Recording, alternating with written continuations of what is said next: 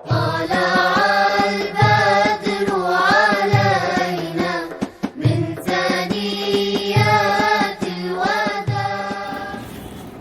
ونصلي ونسلم على رسوله الكريم اما بعد فاعوذ بالله من الشيطان الرجيم بسم الله الرحمن الرحيم قل بفضل الله وبرحمته فبذلك فليفرحوا صدق الله العظيم وصدق رسوله النبي الكريم.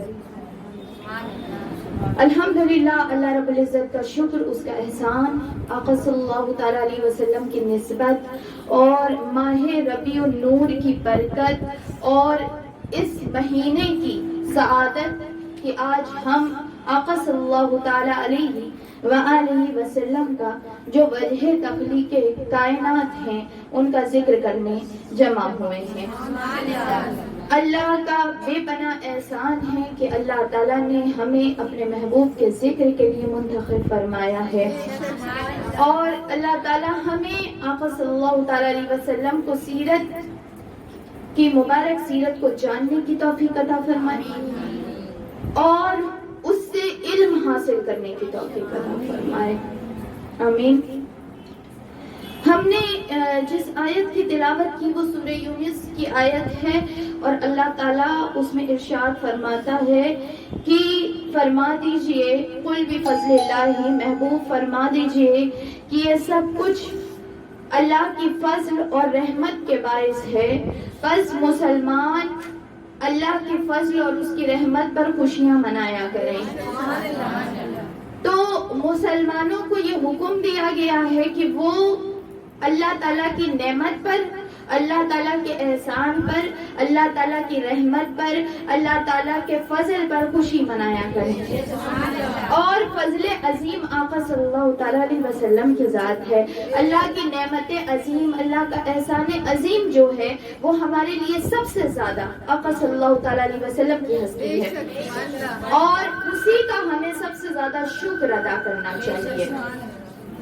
یہاں پر ہم کل جہاں پہنچے تھے وہ واقعہ افک جو ہے وہ ہم نے سنا تھا. واقعہ افک کیا ہے، اور واقعہ افک میں جو ہے وہ حضرت عائشہ صدیقہ رضی اللہ تعالی عنہا کی شان کو اللہ تعالیٰ نے کیسے بڑھایا، اور کس طریقے سے اللہ تعالیٰ اپنے محبوب سے بھی محبت کرتا ہے اور اپنے محبوب کے گھر والوں سے بھی محبت کرتا ہے.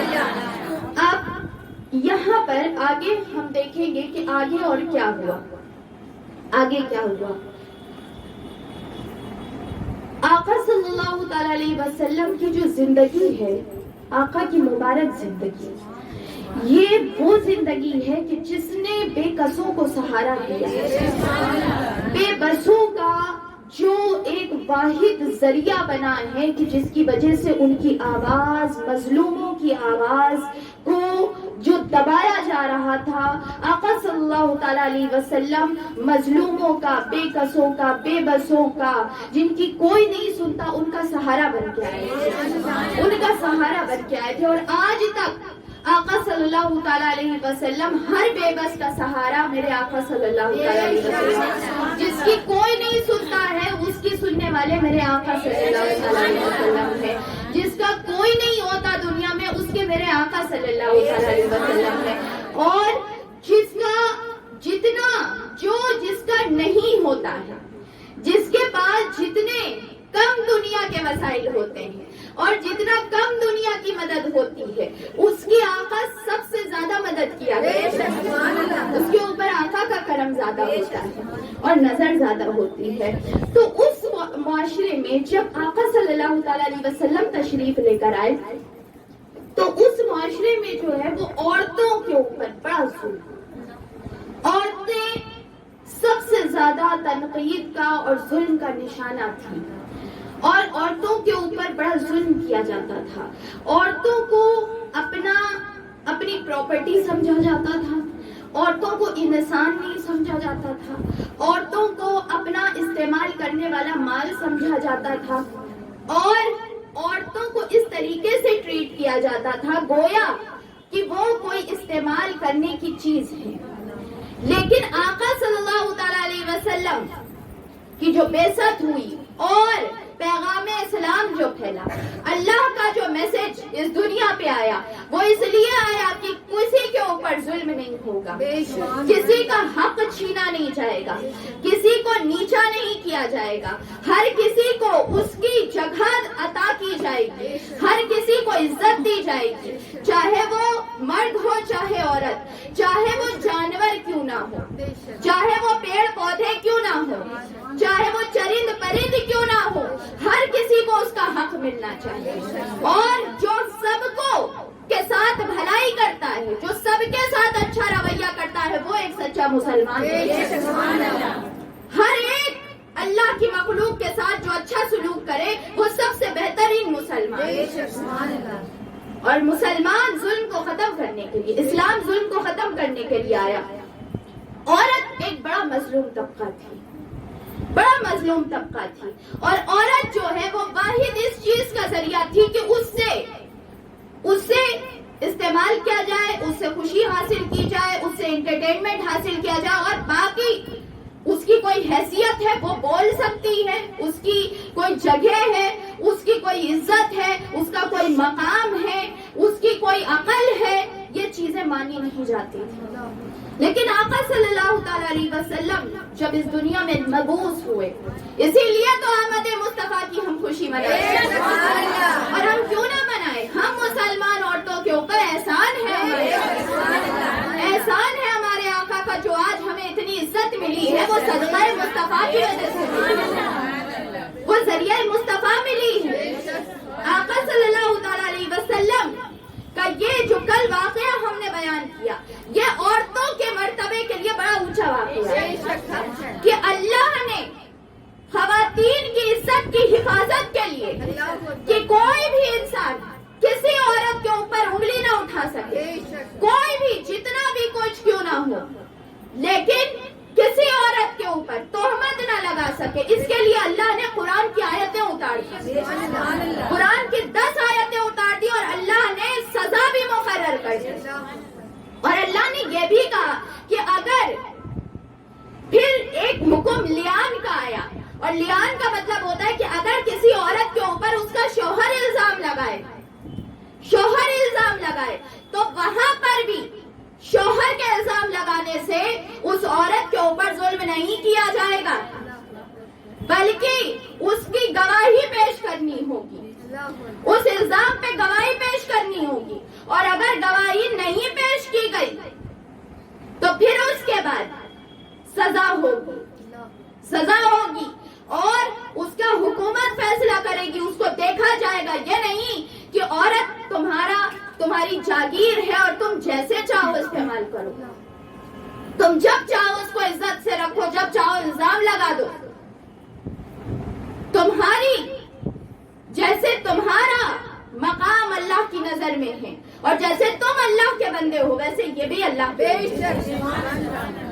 ویسے ہی یہ بھی اللہ کے ہاں مقام رکھتے ہیں، اور اتنی ہی جگہ ہے، تو ان کو ان کا حق دیا گیا۔ عورت کے مرتبے کو بڑھایا گیا، اس کی عزت میں اضافہ کیا گیا، تہمت لگانے والے پہ سزا مقرر کی گئی، اور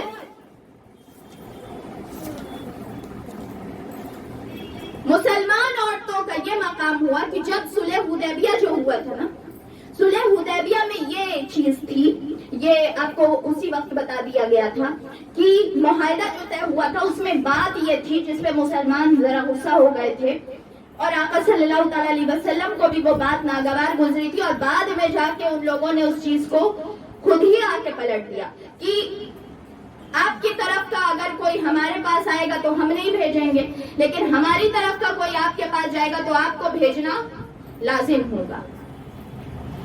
اللہ نے اس کے بعد آیت اتاری، اللہ نے آیت اتاری، اور اللہ نے عورتوں کے لیے یہ بات پورے کے لیے طے ہو گئی تھی، مرد عورت سب کے لیے یہ طے ہو گیا تھا معاہدے میں کہ جو بھی کوئی وہاں سے مکے سے اسلام قبول کر کے یہاں آئے گا تو آقا کو بھیجنا ہوگا، لیکن کچھ عورتیں آئیں، مکے سے عورتیں اپنے گھر کو چھوڑ کے آ گئی آقا کے پاس.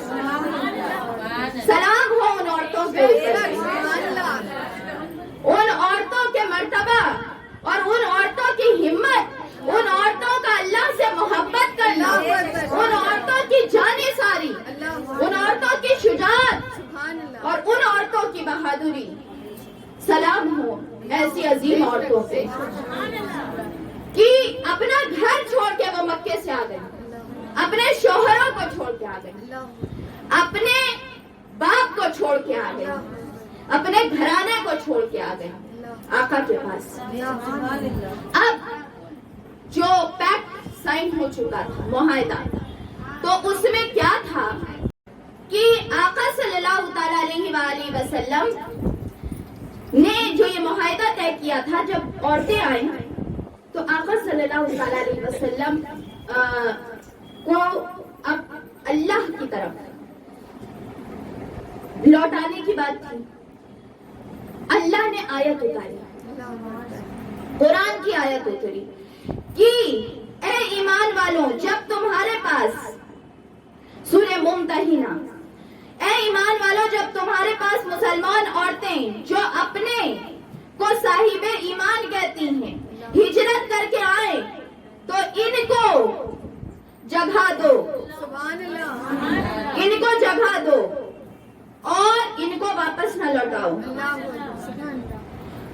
مشرکین مکہ کی طرف سے یہ صلح حدیبیہ کا جو ہے وہ یہ ٹریٹی سائن ہو چکی تھی، اور اللہ نے کہا کہ آپ یہ کیونکہ اسلام قبول کر کے آ گئی ہیں، آپ ان کا نکاح، ان کو پلٹانا مشرکوں کے پاس یہ حرام ہے، یہ حرام ہے.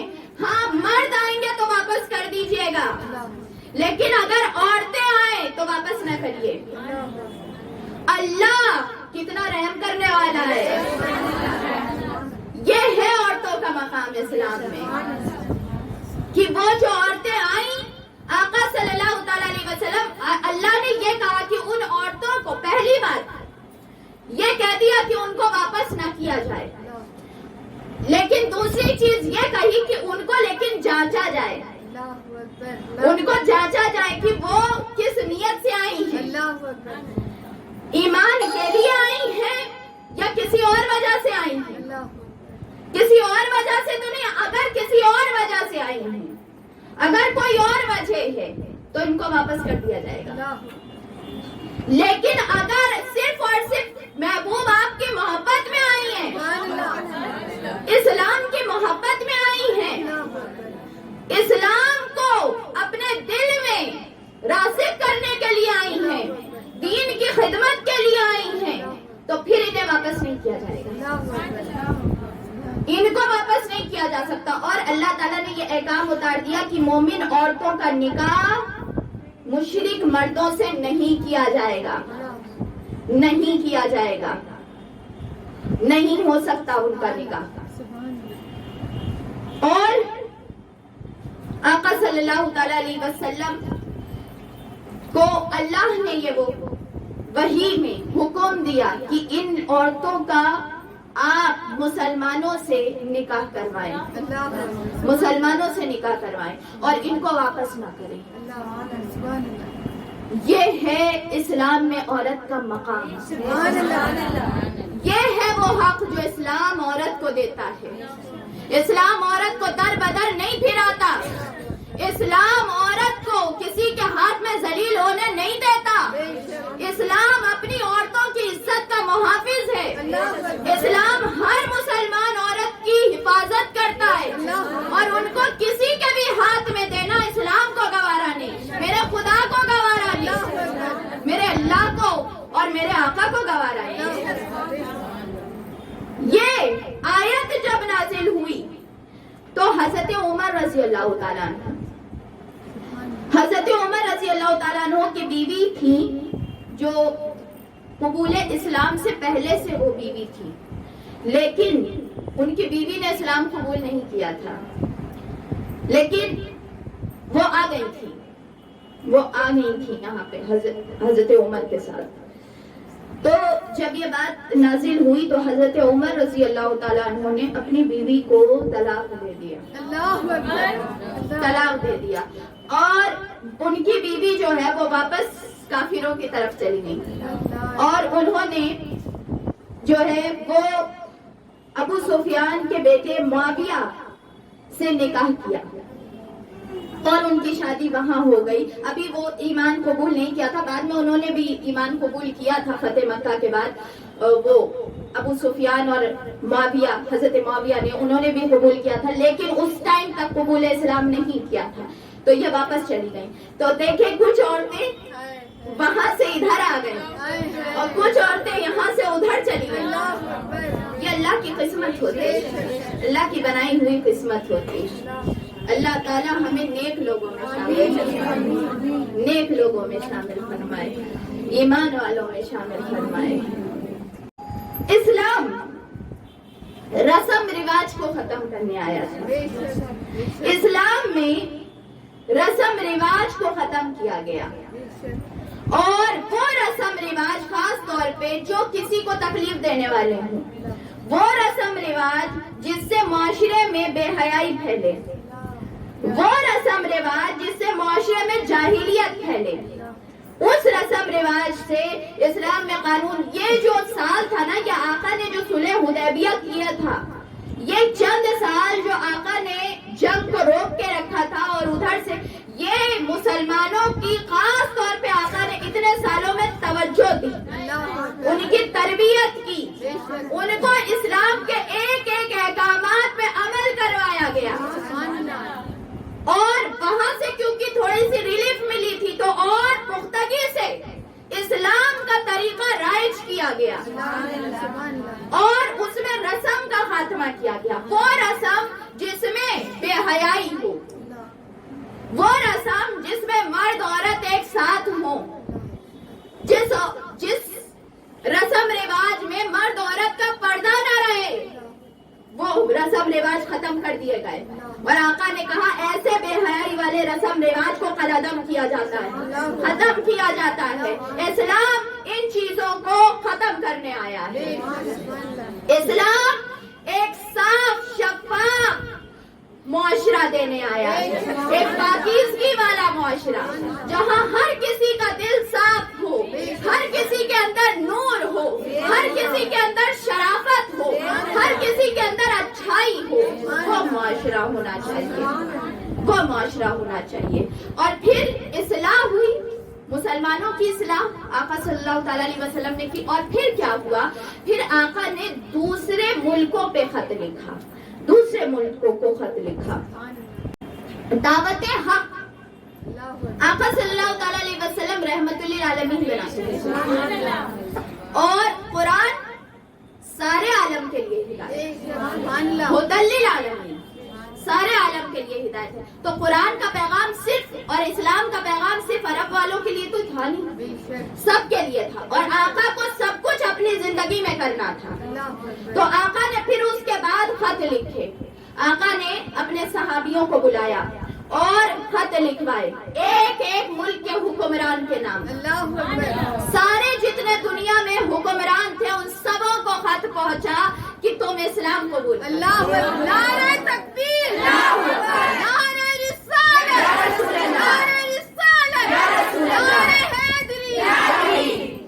تو یہ نظام یہ نہیں کہ صرف ہم ہی کر کے بیٹھے رہیں، اندر بیٹھے رہیں، نہیں، اسلام کا پیغام سارے عالم کے لیے، جہاں کہیں بھی مسلمان جائے وہاں اسے دین کا پیغام پہنچانا ہے، کیونکہ اسلام ساری دنیا کے لیے، ساری کائنات کے لیے۔ تو آقا صلی اللہ تعالیٰ علیہ وسلم نے ہر جگہ خط روانہ کیے، اور ہر جگہ لوگوں کو اس بات کی دعوت دی کہ تم اسلام قبول کرو۔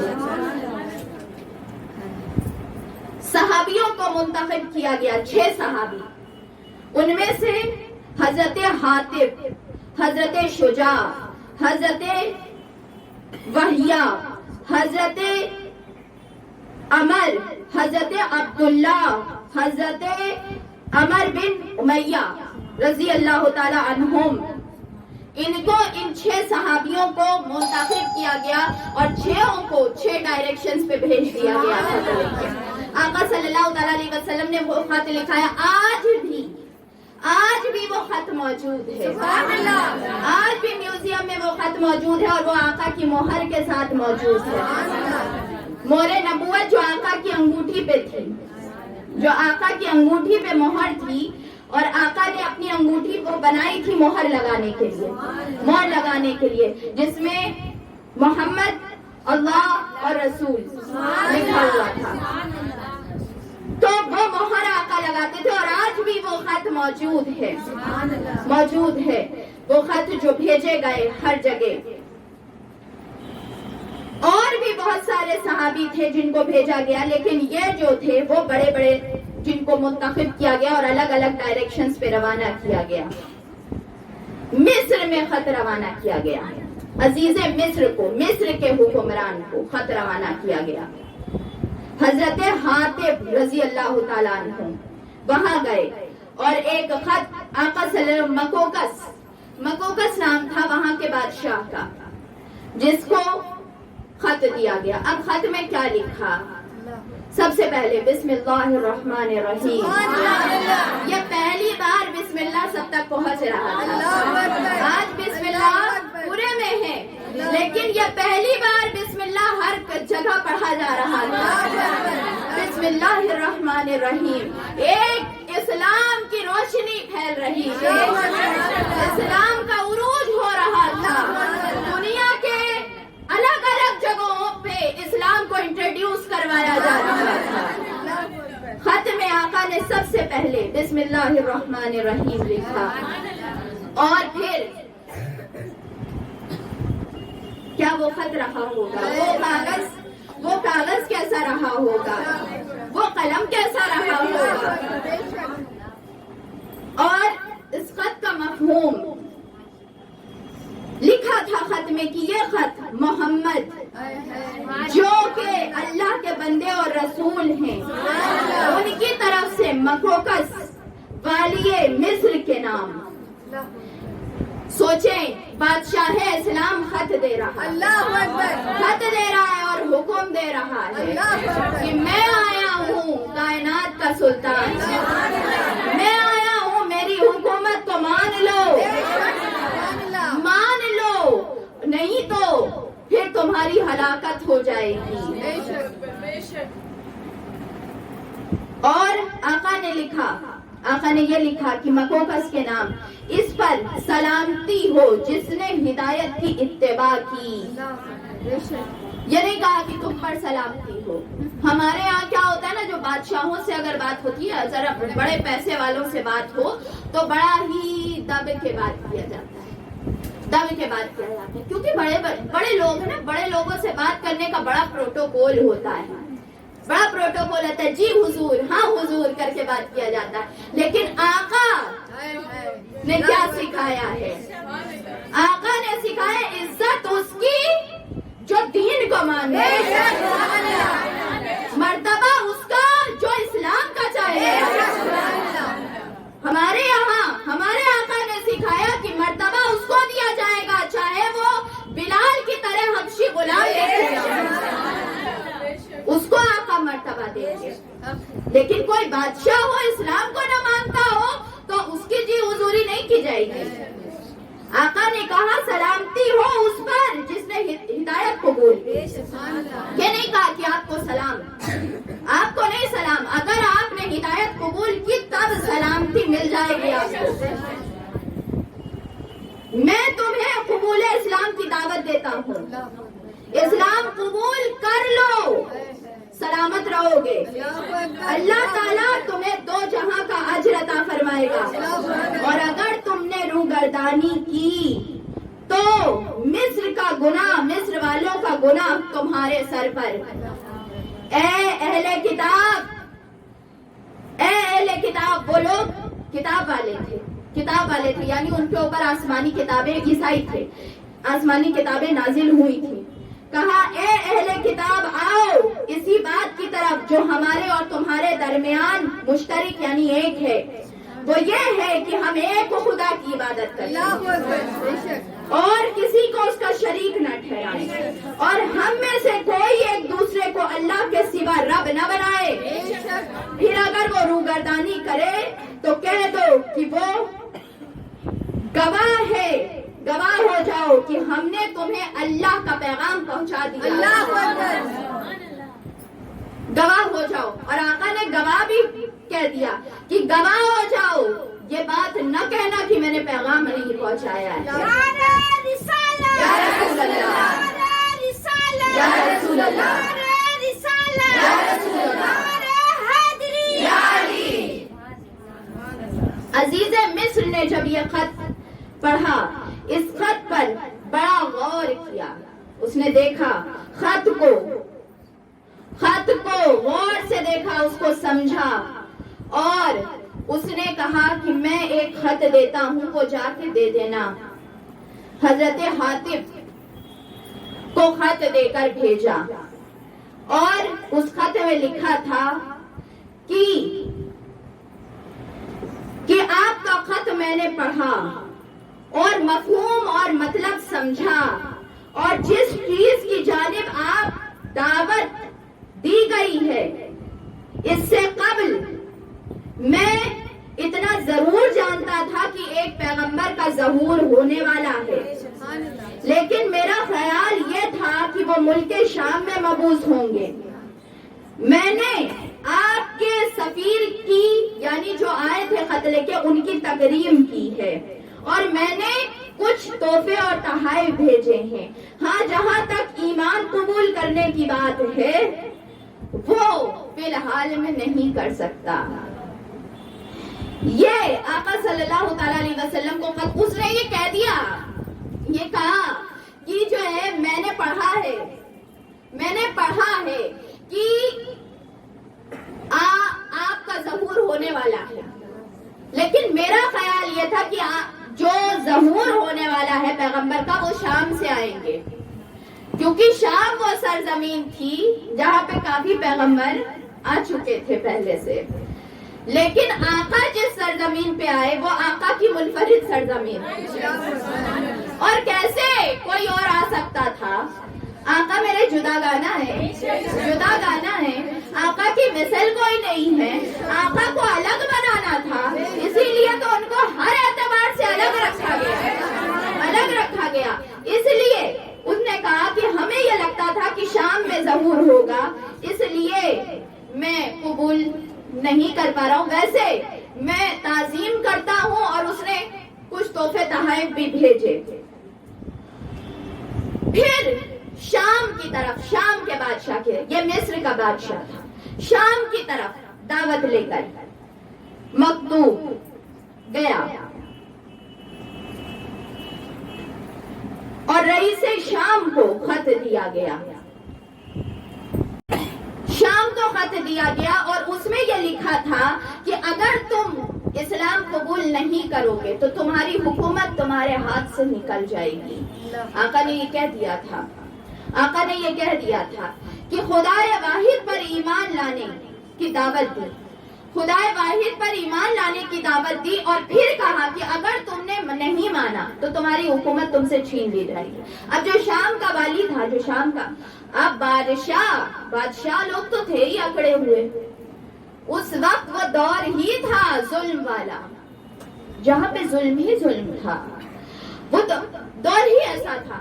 اس نے کہا کہ کون ہے اتنی طاقت والا کہ مجھ سے میرا ملک چھین لے، کون ہے اتنی طاقت والا جو مجھ سے میرا ملک چھین لے، اور یہ بات اس نے کہہ کے واپس کر دیا۔ اور آقا صلی اللہ تعالی علیہ وسلم کو جب یہ بات معلوم ہوئی تو آقا صلی اللہ تعالی علیہ وسلم نے کہا وہ شام کا ملک وہ اسلام کے قبضے میں آئے گا۔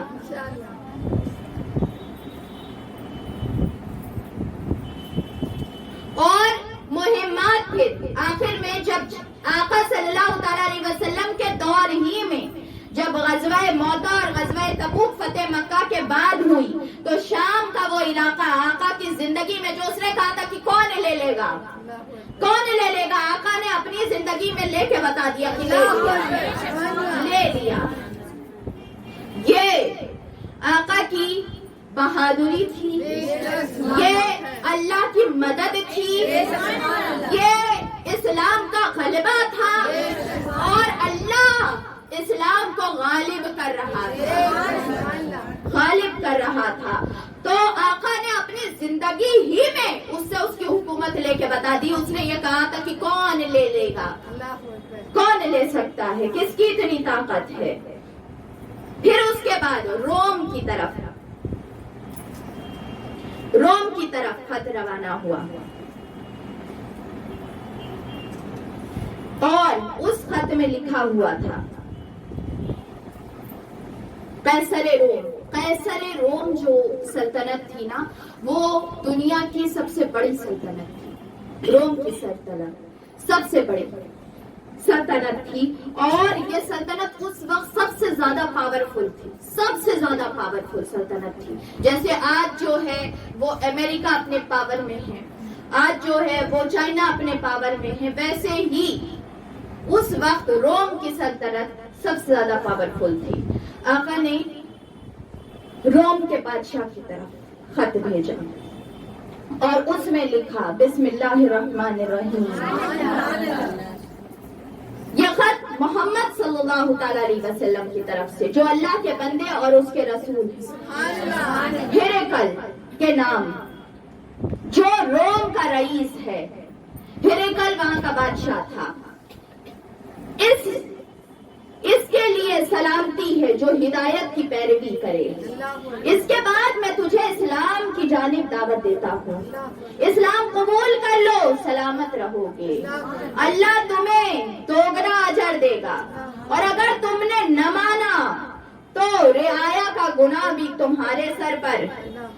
ए अहले किताब, आओ हम सब अल्लाह की बात पर अमल करें और अल्लाह के सिवा किसी की इबादत ना करें। और अगर तुमने ये रास्ता छोड़ा तो गवाह हो जाओ कि मैंने तुम्हें पैगाम पहुंचा दिया है। अब ये खत लेके रोम के बादशाह की तरफ जैसे ही दहिया कल्बी रजी अल्लाह तआला अन्हु गए, पहुंचे, तो वहां पर क्या था कि वो बहुत बड़ा बादशाह था, उससे डायरेक्ट मुलाकात नहीं हो सकती थी। वो दुनिया का सबसे बड़ा बादशाह था उस वक्त। दुनिया में सबसे बड़ा बादशाह उस वक्त हिरकल था और हिरकल का जिक्र हमारी हिस्ट्री में भी मिलता है, बहुत बड़ा बादशाह था। तो जब वहां पे एक छोटा जो उसका मिनिस्टर था उससे मुलाकात हुई, दाहिया कल्बी रजी अल्लाह तआला अन्हु, उन्होंने खत दिया। उस शख्स ने, उसके मिनिस्टर ने वहां जाके आका सल्लल्लाहु अलैहि वसल्लम का खत हिरकल को पहुंचाया। हिरकल ने कहा, जब खत उसने देखा और खत में जैसे ही उसने खोला, उसने देखा बिस्मिल्लाहिर्रहमानिर्रहीम। उसने अपने जो उसके साथ बैठा हुआ था उसने कहा, आज रात ही को मैंने ख्वाब देखा है, आज रात को मैंने ख्वाब देखा है कि मैं जहाँ बैठा हूँ ना और मेरी जो इतनी बड़ी सल्तनत है, मैंने ख्वाब में देखा कि वो मुझसे छीन ली गई है। और मैंने देखा है कि कुछ अरब के लोग हैं कि जिनके हाथ में ये हुकूमत जाएगी। तो उस शख्स ने कहा कि ऐसा करते हैं, अरब के सारे लोगों को कत्ल कर देते हैं। ने कहा ये नहीं हो पाएगा क्योंकि जो मैंने देखा है ना और जिस तरीके से मैंने जो चीजें, जो निशानियां देखी हैं और जो चीजें मैंने किताबों में पढ़ी हैं, ये चीज नामुमकिन है कि हम उनके उरूज को ज़वाल में बदल सकें। नहीं हो सकता है।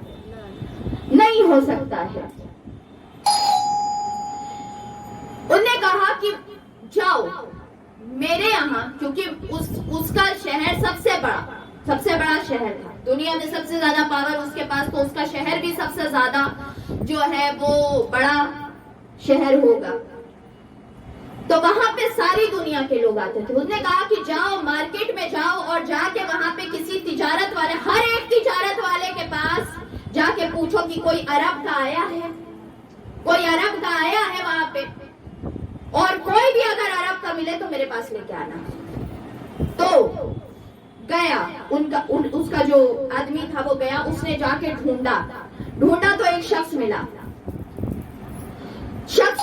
اس کو پکڑ کے لے کے آئے اور کہا کہ یہ بتاؤ تمہارے عرب میں کیا چل رہا ہے.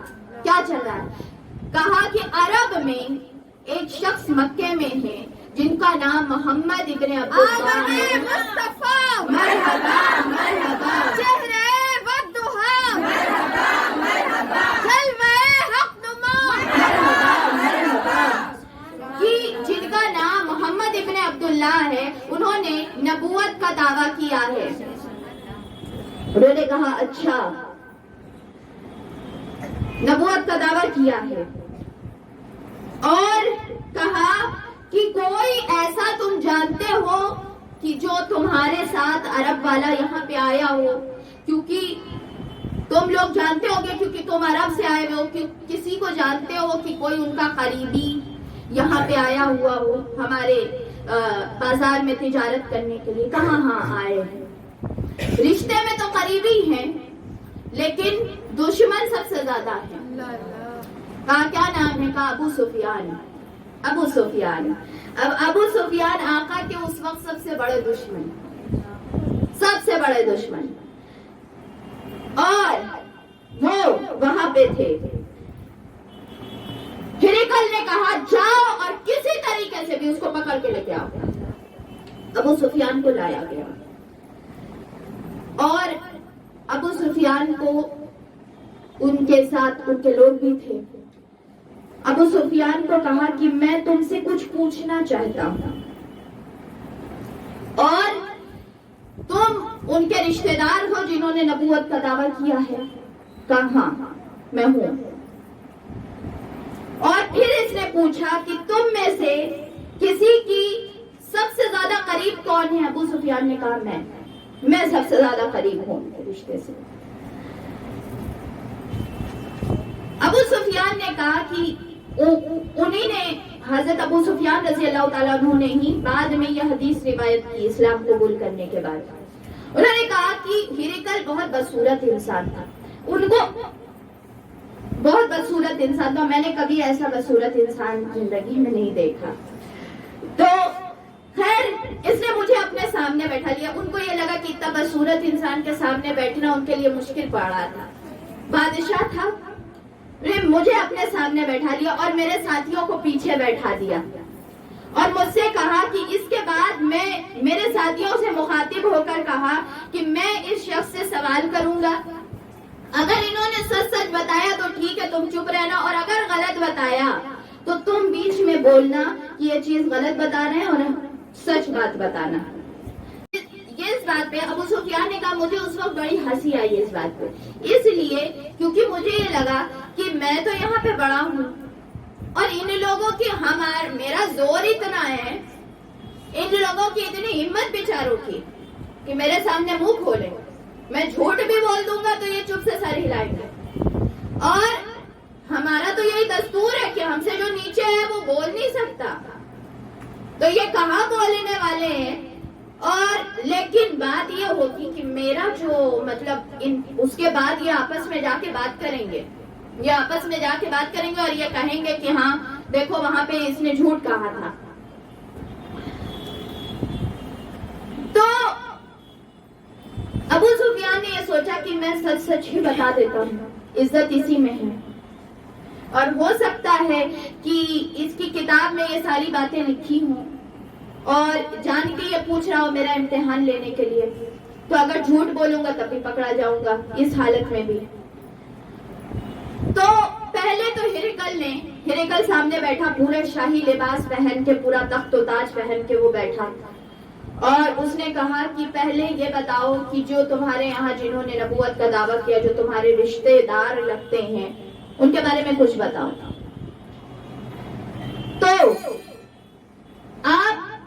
تو ابو سفیان نے سب سے پہلے بتانا نہیں شروع کیا. کہا آپ ان کے بارے میں کیوں پوچھ رہے ہیں, کیوں پوچھ رہے ہیں, اتنا تو کوئی بڑی بات نہیں ہے,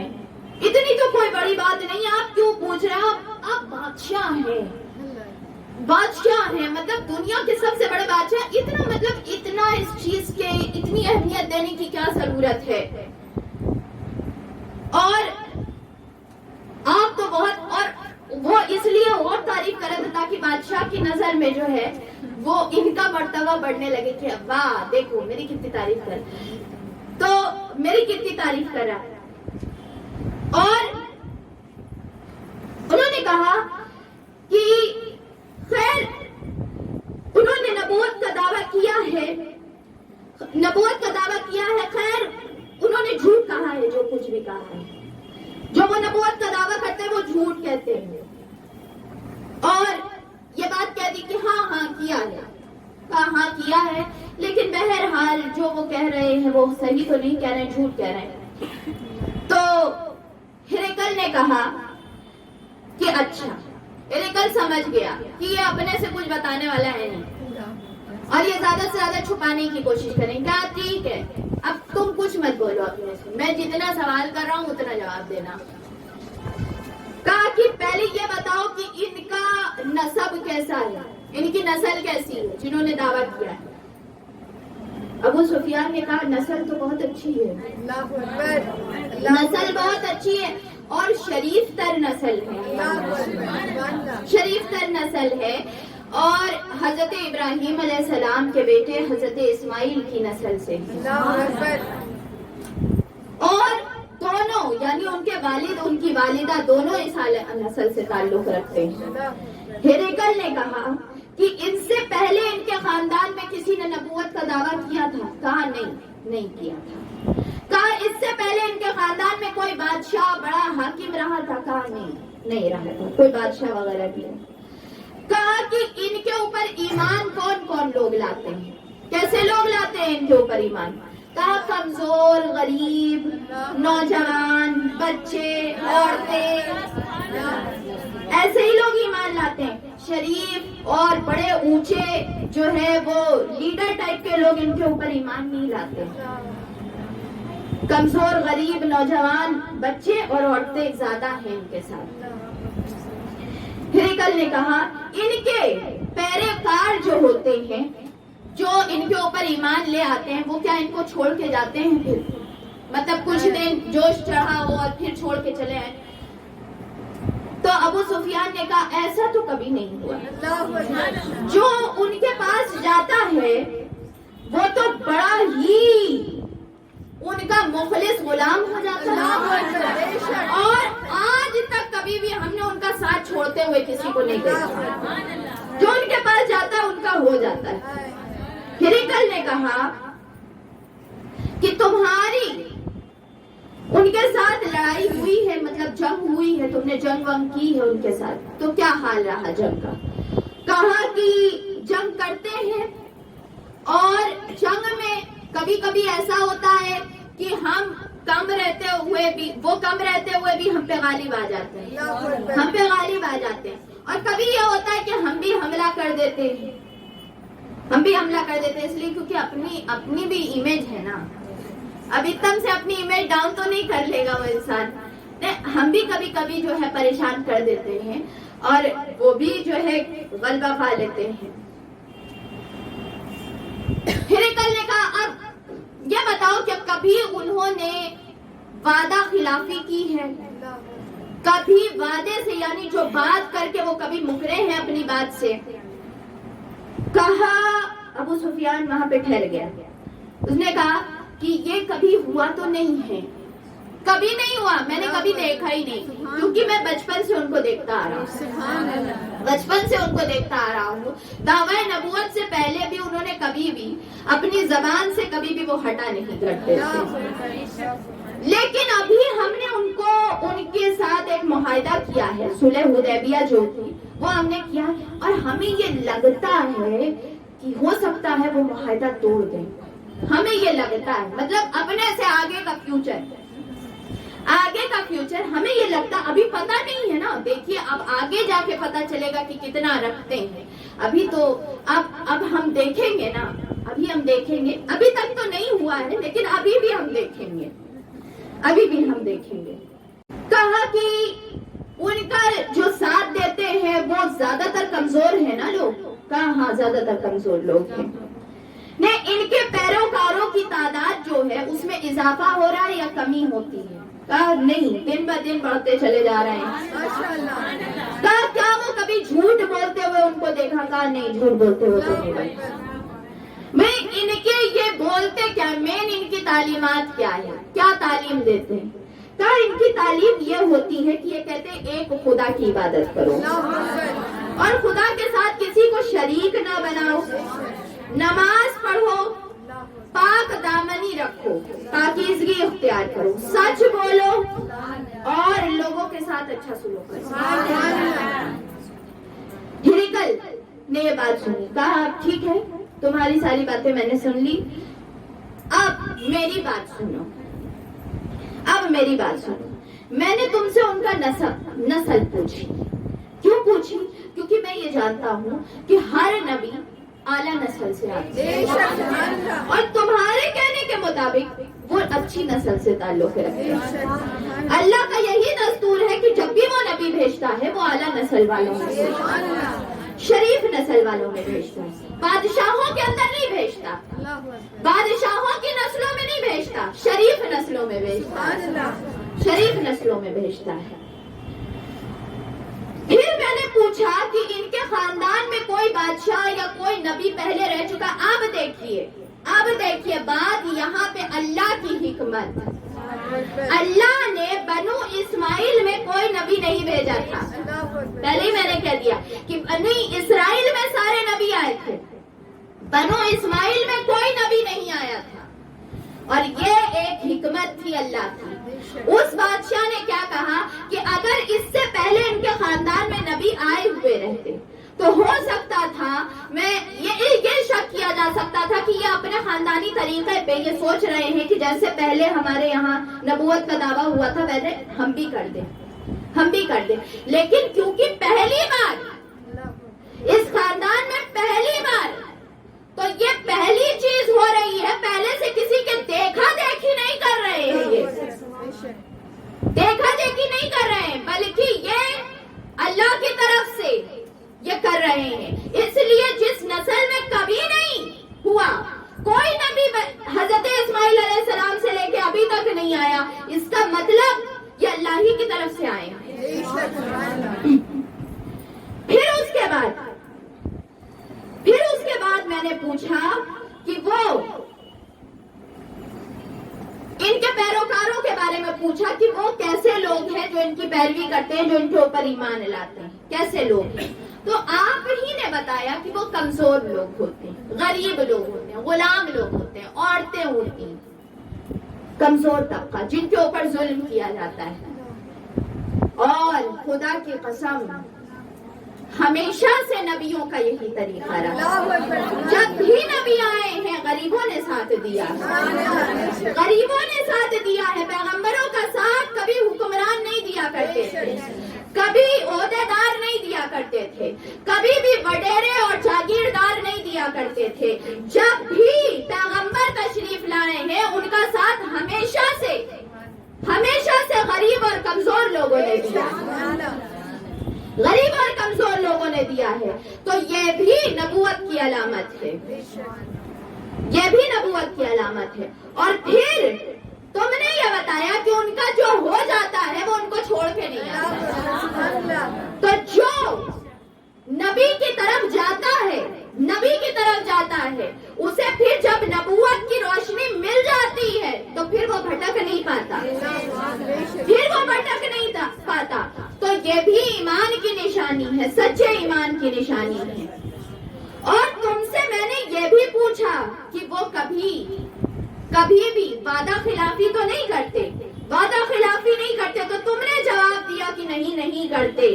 لہذا اگر کوئی انسان دنیا کے کسی بات میں جھوٹ نہیں بولتا اور اپنی کسی بات پہ جھوٹ نہیں بولتا اور اس نے کبھی بھی جھوٹ کا سہارا نہیں لیا ہے تو وہ اتنی بڑی بات جھوٹ کیسے بول سکتا ہے. اور پھر ہرقل نے کہا ابو سفیان قریب آؤ ادھر. جو بات اب میں بتانے والا ہوں نا، شاید اس سے تمہارے جو دل میں ہے نا وہ لرزہ پیدا ہو جائے. آؤ ادھر، کان میں بتایا، زور سے نہیں بتایا، زور سے نہیں بتایا، کان میں بتایا. کہا تو خدا کی قسم ابو سفیان، ایک دن وہ آئے گا کہ جہاں تم کھڑے ہو نا، یہ جو میری حکومت کی جگہ اور جتنا حصہ میری حکومت کے اندر ہے وہ سب ان کی حکومت میں جائے. جہاں تم کھڑے ہو نا یہاں تک ان کی سلطنت پہنچے. یہ جو تم محل دیکھ رہے ہو نا یہ سب ان کے ہاتھوں میں جائے. ابو سفیان نے کہا میری آنکھیں باہر نکل آئیں. میں نے، اور اس انسان نے کہا، وہ جو ہرقل بادشاہ تھا، اس نے کہا کاش میں مکے میں پیدا ہوا. آج میں سوچتا ہوں کاش میں مکے میں پیدا ہوا ہوتا. اور اگر میں مکے میں، اس نے کیا کہا پتہ ہے؟ بڑی محبت کا جملہ کہا. اس نے کہا اگر میں مکے میں پیدا ہوا ہوتا تو میں ان کے پیر دھو دھو کے پیتا. پیر دھو دھو کے پیتا. ابو سفیان تم کہاں تک پہنچے؟ یہ بات ابو سفیان نے کہا یہ بات نے مجھے پریشانی میں ڈال دیا، پریشانی میں ڈال دیا، اور میں بوجھل ہو گیا. ساتھیوں کے ساتھ واپس آیا اس بوجھل دل کے ساتھ، اور میں نے دیکھا کہ بڑے بڑے بادشاہ کیا رکھا ہے. ابو سفیان نے کہا میں باہر آیا، میں نے اپنے ساتھیوں سے کہا پتہ نہیں محمد بن ابن عبداللہ کے اندر کیا رکھا ہے، کیا رکھا ہے کہ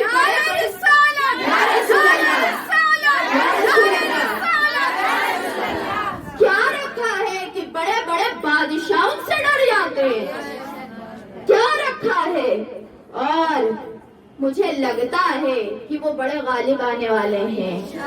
جس طریقے کا ڈر میں نے ہرقل کے اندر دیکھا ہے نا، اتنا بڑا بادشاہ ہونے کے بعد بھی وہ کیوں ڈر رہا ہے، کس چیز سے ڈر رہا ہے؟ ایک گاؤں میں رہنے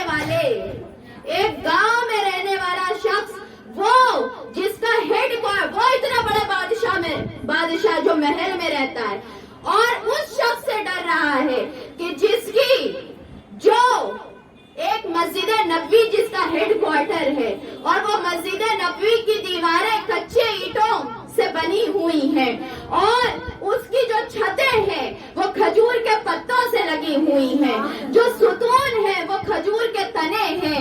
ایسے جگہ کے انسان سے جو اس جگہ اس غربت کے عالم میں بیٹھ کے اتنا روب اور دبدبا رکھتا ہے کہ بڑے بڑے بادشاہ اس سے ڈر رہے ہیں.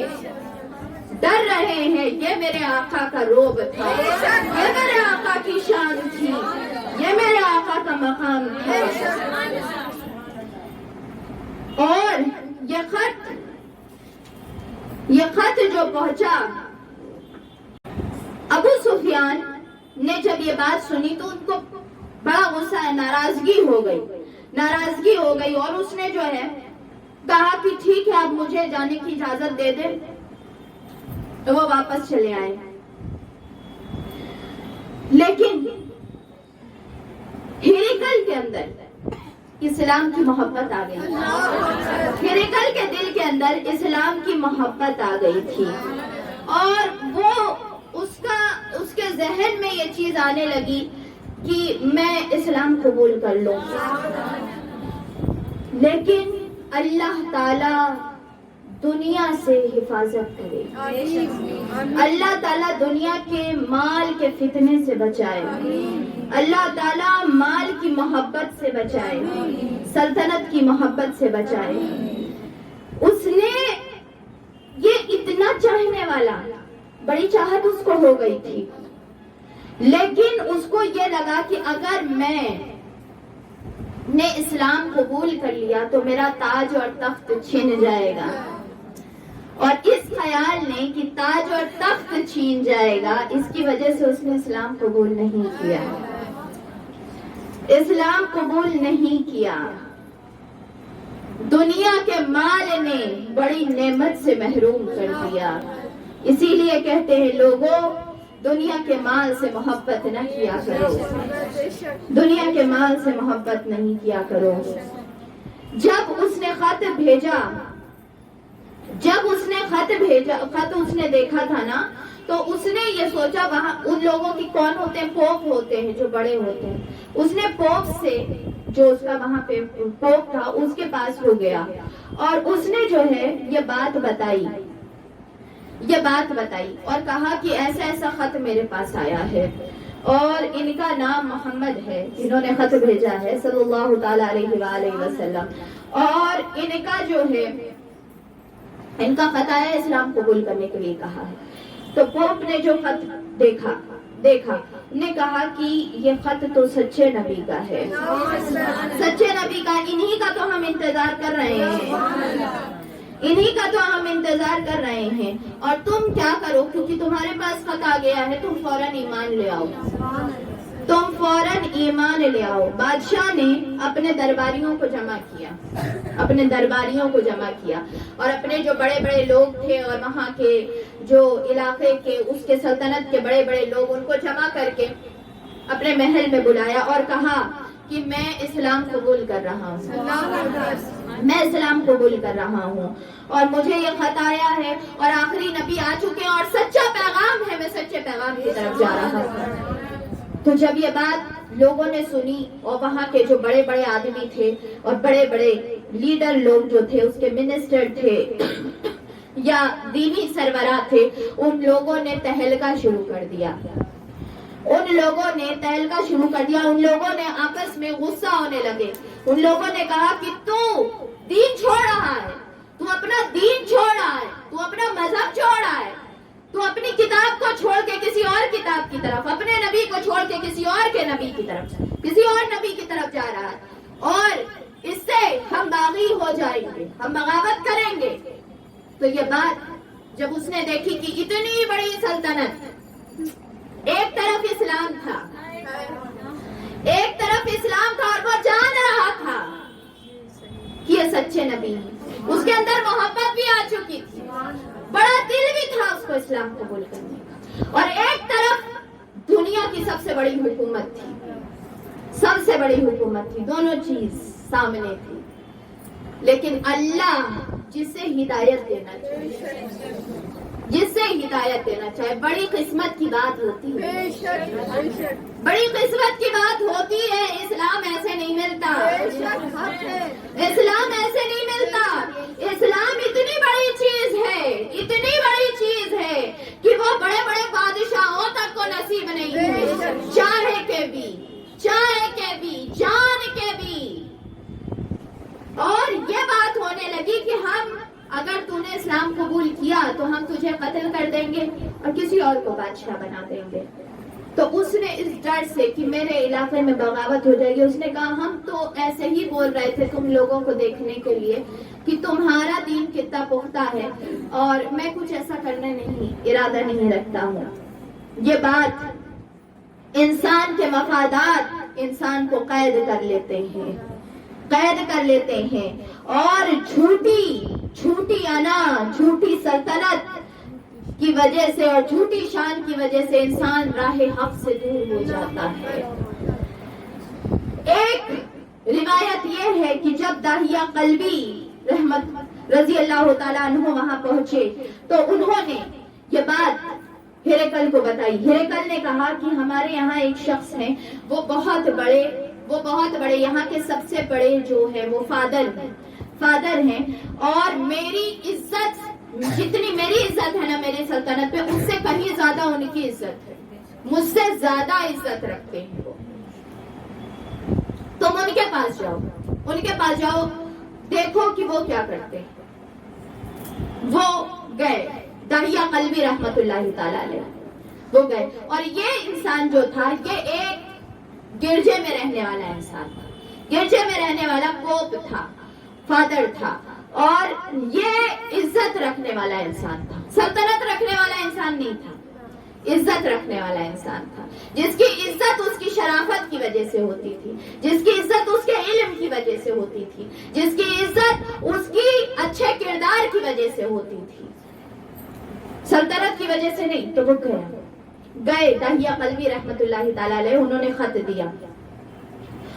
دیا اور خط کو اس نے دیکھا، اس نے خط کو جب دیکھا، آقا صلی اللہ تعالی علیہ وسلم کے نام کو دیکھا، اس نے کہا یہ تو احمد ہے، یہ تو احمد ہے، مصطفیٰ مرحبا مرحبا، مرحبا مرحبا، حق نما مرحبا مرحبا، کہا یہ تو احمد ہے۔ اس نے کہا خط کو لیا، چوم لیا، خط کو چوما، کہا یہ لو۔ وہ کالا کالا اس نے کپڑا پہنا ہوا تھا، وہ اندر گیا، اس نے کہا کہ رکو میں اندر جاتا ہوں۔ گیا، سفید لباس پہن کے آیا، سفید لباس پہن کے باہر آیا، اس لیے کیونکہ اب خوشی کا زمانہ آ گیا ہے۔ اس نے کہا اے اہل روم، ہمارے پاس حضرت احمد تشریف لے آئے ہیں، یہ خط انہوں نے بھیج دیا ہے، مبارک ہو، اسلام کی دعوت کی طرف لبیک کہو۔ میں اس کی بات کی گواہی دیتا ہوں کہ اللہ کے سوا کوئی شریک نہیں ہے، اللہ کا کوئی شریک نہیں ہے، اور محمد یعنی احمد جن کا ذکر ہے وہ اللہ کے سچے رسول ہیں۔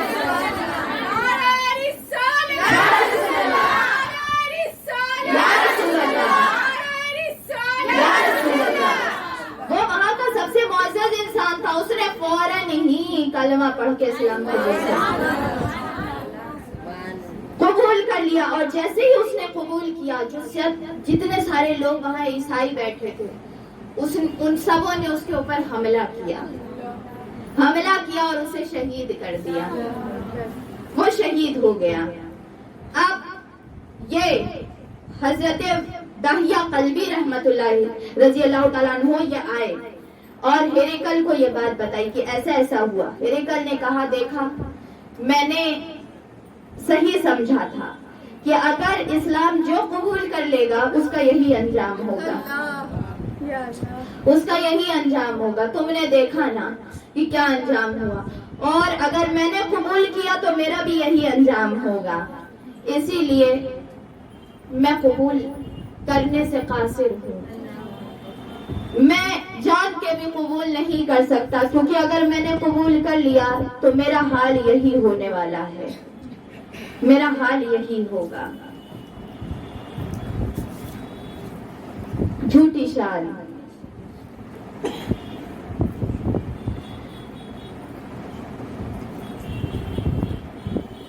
اب یمن کی طرف خط روانہ کیا گیا، یمن کی طرف خط روانہ ہوا۔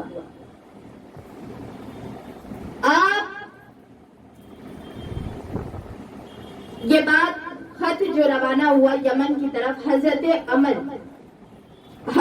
عمر کی طرف سے یہ خط گیا۔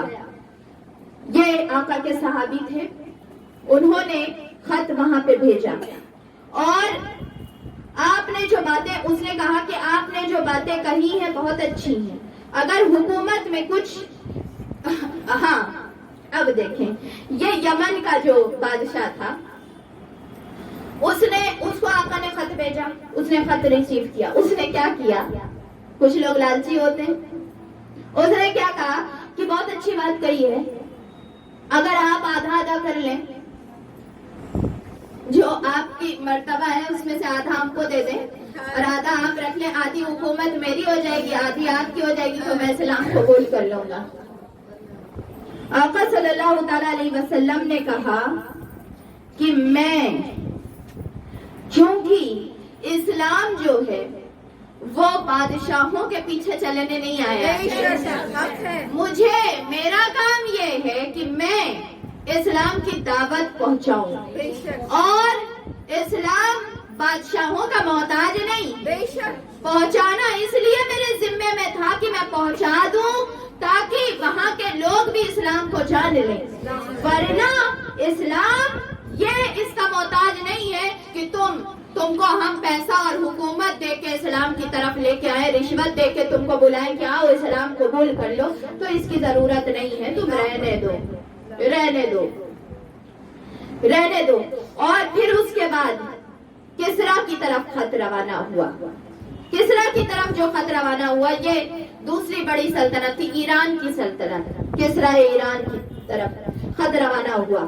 اور خط میں جو یہ لکھا تھا, خط میں یہ جو لکھا تھا کہ میں تمہیں رب کی طرف بلاتا ہوں, بس بے شک میں تمام لوگوں کی طرف اللہ کا رسول بن کے آیا ہوں, تاکہ جو زندہ ہے میں ان کو آخرت سے ڈراؤں, اور جو حق ہے وہ بات کہوں, اور تم اسلام قبول کر لو, سلامتی میں رہو گے. اور اگر انکار کیا تو جو تمہارے سلطنت کے مجوسی ہیں ان سبوں کا وبال تمہارے اوپر. اس نے یہ خط جب دیکھا تو وہ جو ایران کا بادشاہ تھا نا, اسی کے حکومت کے اندر ہی میں یہ عرب کا حصہ آتا تھا. تو اس نے کہا کہ میرے ہی حکومت میں مجھے ڈرایا جا رہا ہے, میری حکومت میں مجھے ڈرایا جا رہا. اس نے خط کو ٹکڑے ٹکڑے کر دیا, خط کو پھاڑ دیا, پھاڑ دیا جو نا خط کو. تو آقا کے پاس یہ بات پہنچی. آقا نے کہا کہ اس کی بھی سلطنت کو ایسے ہی ٹکڑے ٹکڑے کر دیا جائے گا. اور پھر وہی ہوا جو آقا نے کہا تھا. اس کی جو کسرا کی سلطنت تھی وہ پارا پارا ہو گئی, تاخت اور تاراج ہو گئی, اور ان کی حکومت یوں ختم ہوئی گویا کہ یہ کبھی تھے ہی نہیں, کبھی تھے ہی نہیں. آگے جو ہے ہم اس کے بارے میں بتائیں گے. اور آگے ایک آقا صلی اللہ تعالی علیہ وسلم کے ایک بادشاہ جس نے اسلام قبول کیا تھا, وہ کون بادشاہ تھا اور کیسا تھا, اس کے بارے میں انشاءاللہ کل ہم بتائیں گے. اور پھر اس کے بعد کل ہی ہم حضرت خالد بن ولید رضی اللہ تعالیٰ عنہ, حضرت خالد بن ولید رضی اللہ تعالیٰ عنہ, جن کے بارے میں آپ نے سنا تھا کہ وہ آئے تھے اور وہ آقا صلی اللہ تعالیٰ علیہ وسلم کی طرف پلٹ پلٹ کر دیکھ رہے تھے, اور کافی ہمت والے انسان تھے. تو ان کا اسلام کیسے انہوں نے اسلام قبول کیا تھا, وہ انشاءاللہ وہ کل جو ہے وہ ہم دیکھیں گے, کل اس کو ہم جانیں گے. اور پھر جو ہے وہ فتح مکہ کی طرف آگے بڑھا جائے گا, فتح مکہ کی طرف آگے بڑھا جائے گا, کیونکہ پھر فتح مکہ ہی جو ہے وہ مین ہے. اس کے بعد فتح مکہ جو ہے وہ ہوئی تھی, تو فتح مکہ کی طرف بڑھا جائے گا انشاءاللہ. کل کچھ اہم واقعات, ایک بادشاہ کے بارے میں, اور پھر خالد بن ولید, پھر انشاءاللہ فتح مکہ کی طرف ہم بڑھیں گے. ناز شریف کی طرف محبت سے ناز شریف سماعت کریں, آقا صلی اللہ تعالیٰ علیہ وسلم کی نعت سماعت کریں. وہ آقا کہ جن کے چرچے ان کی آمد سے پہلے تھے, وہ کہ جن کا انتظار زمانہ کر رہا تھا, وہ کہ جن کے چرچے آسمانی کتابوں میں ہمیشہ سے آ رہے تھے. اللہ تعالیٰ نے ہمیں وہ سعادت بخشی ہے کہ ہم اس نبی کی امت ہیں, ہم اس نبی کی امت ہیں. ہم وہ اسلام ہمیں ملا ہے جو بڑے بڑے بادشاہوں کو بھی نہ مل سکتا, وہ نعمت اللہ نے ہمیں عطا کی ہے. تو بادشاہوں کو بھی جو نعمت نہیں ملی نا, اس سے بھی بڑی نعمت ہمیں عطا کی گئی ہے. تو آپ نعت شریف سماعت کریں, محبت کے ساتھ آقا صلی اللہ تعالیٰ علیہ وسلم کی نعت سنیں, اپنے زبان پہ درود شریف کا نذرانہ جو ہے وہ سجائے رکھیں. نعت شریف کی طرف پڑھتے ہیں. اعوذ باللہ من الشیطان الرجیم, بسم اللہ الرحمن الرحیم. اللہم صلی علی سیدنا و مولانا محمد وعلی آلہ و اصحابہ وبارک وسلم وصلی علیہ. الصلاۃ والسلام علیک یا سیدی یا رسول اللہ.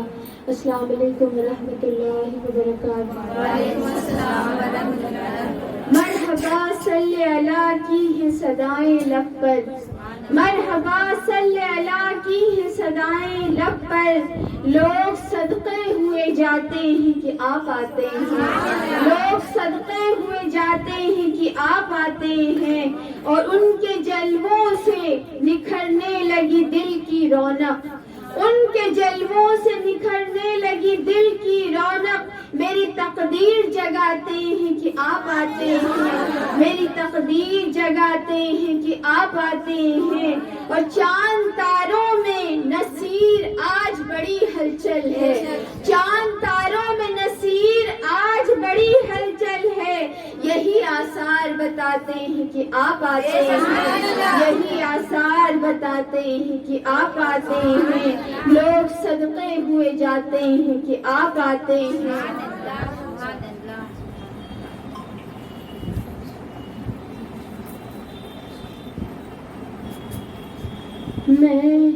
مہکائے ہوئے دل میں گلستان محمد، مہکائے ہوئے دل میں گلستان محمد، رہتے ہیں سدا شاد فدایان محمد، رہتے ہیں سدا شاد فدایان محمد، مہکائے ہوئے دل میں آنکھوں پہ بٹھاؤ انہیں یاد میں جگہ دوں، آنکھوں میں بٹھاؤ انہیں یاد میں جگہ دوں، مل جائے اگر مجھ کو غلامان محمد، مل جائے اگر مجھ کو غلامان محمد، مہکائے ہوئے دل میں، اور کونین کی دولت جو نکلتی ہے نکل جائے، کونین کی دولت جو نکلتی ہے نکل جائے، ہاتھوں میں میرے آئے تو دامان محمد، ہاتھوں میں میرے آئے تو دامان محمد، مہکائے ہوئے دل میں، اور کیا کیا نہ تراشے گئے الفاظ کے پیکر، کیا کیا نہ تراشے گئے الفاظ کے پیکر، ہوتی ہے مگر کس سے بیاں شان محمد، ہوتی ہے مگر کس سے بیاں شان محمد، مہکائے ہوئے دل میں گلستان محمد، رہتے ہیں سدا شاد فدایان محمد۔ سبحان اللہ۔ انشاءاللہ کل پھر 7:30 بجے ملاقات ہوگی، تب تک کے لیے السلام علیکم ورحمۃ اللہ وبرکاتہ۔